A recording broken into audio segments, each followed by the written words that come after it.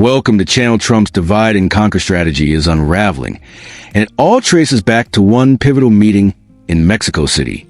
What he thought would be a masterclass in manipulation has instead become a diplomatic turning point.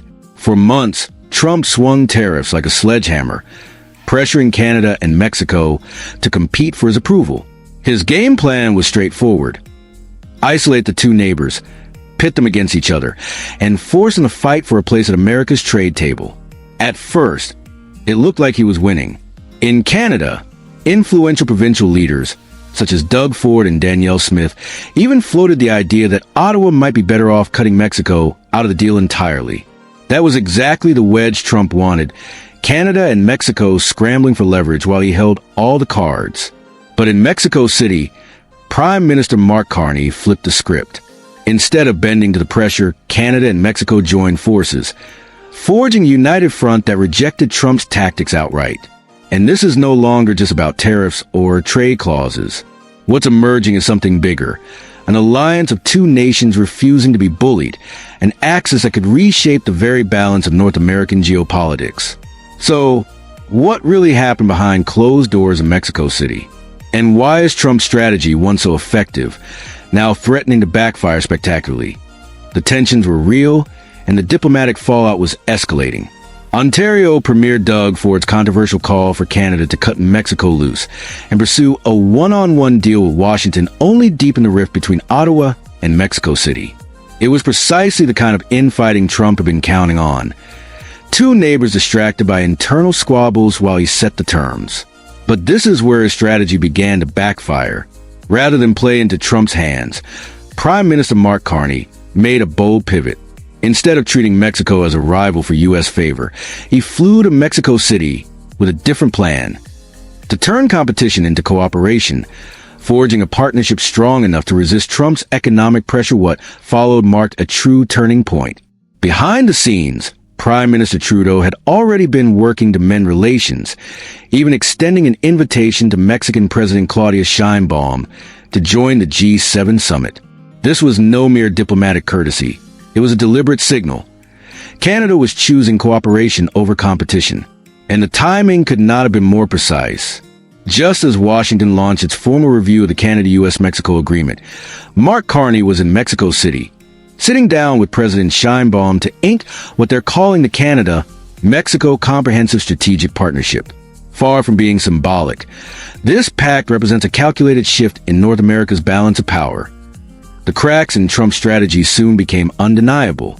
Both Canada and Mexico were staring down the same challenges: punitive tariffs on autos, steel, aluminum, and softwood lumber. What might have divided them instead became the basis for unprecedented cooperation. The deal Carney signed in Mexico City goes far beyond trade. It's a comprehensive alliance spanning security, energy, infrastructure, and migration, built to withstand whatever chaos Trump might unleash. In fact, it directly undercuts his own narrative. For months, he had dangled the threat of excluding Mexico from COSME's leverage, betting that Ottawa and Mexico City would undercut each other to win Washington's favor. Instead, Carney created a bilateral partnership strong enough to survive without U.S. approval. The scope is staggering. Canada and Mexico are pledging integrated supply chains, energy corridors, joint intelligence sharing on drug trafficking, and investment opportunities worth billions. They're addressing the very concerns Trump has been hammering, like fentanyl trafficking and border security, but on their own terms, not his.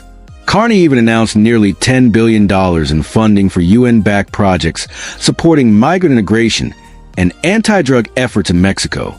In effect, Canada is doing what Trump demanded, except as a partner, not a bully. The economics alone are a game changer. Mexico is already Canada's third largest trading partner, with $56 billion in bilateral trade last year.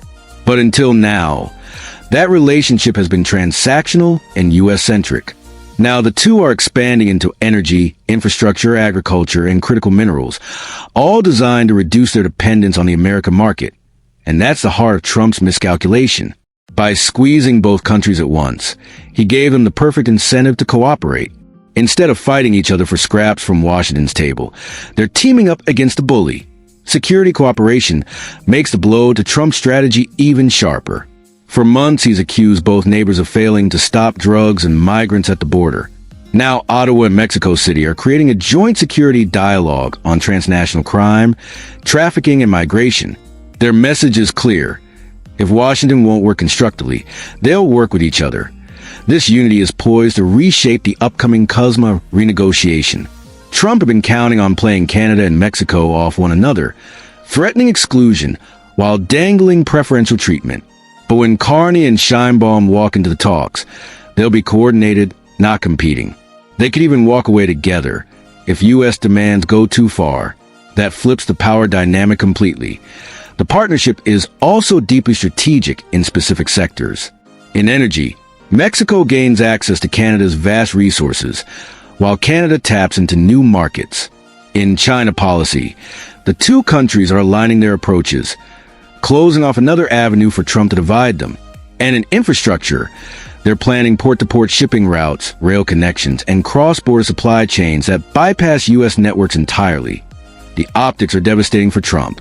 While he's been demanding that Mexico foot the bill for border security and migration enforcement, Canada is writing billion-dollar checks to help address those very issues, cooperatively, not under duress. And the implications go far beyond trade. Climate and conservation cooperation creates shared interests that won't be easily undone by tariffs. Critical mineral coordination positions both countries for the green energy transition. Joint agricultural supply chains reduce Mexico's dependence on U.S. food exports while opening markets for Canadian farmers. Technology sharing and R&D collaboration build long-term independence from American innovation dominance. This isn't just hedging against Trump's unpredictability. It's building an entirely new framework for North American integration. If CUSMA thrives, the partnership strengthens it. If it collapses, Canada and Mexico have already built an alternative foundation. In short, Trump assumed that economic pressure would make his neighbors more compliant. Instead, it made them more creative and more determined to find alternatives. Canada and Mexico are no longer simply junior partners orbiting Washington. Together, they've created the outline of a parallel North American order that doesn't depend on U.S. leadership. The irony is